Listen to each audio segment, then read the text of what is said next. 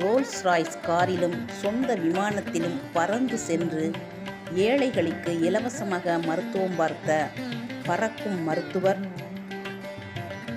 S. ரங்காச்சாரியின் வாழ்க்கை வரலாற்றை புதினமாக படைத்திருக்கும் அற்புதமான நூல் டாக்டர் ரங்காச்சாரி.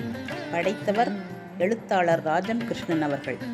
பெரும் பணக்காரர்களிடம் மட்டுமே கட்டணம் வசூலித்து ஏழைகளுக்கு ஒரு பைசா கூட வாங்காமல் இலவசமாக மருத்துவமும் மனிதாபிமானமும் செய்தவர்.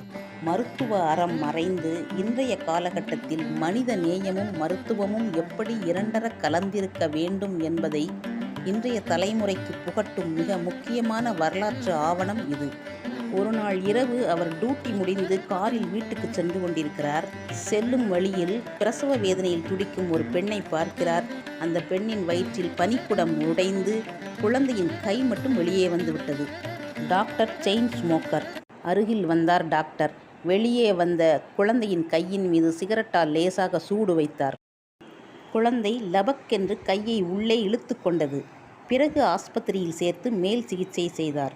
என்ன சமயோசித புத்தி! அந்த காலத்தில் அவர் கடவுளுக்கு இணையாக மதிக்கப்பட்டார்.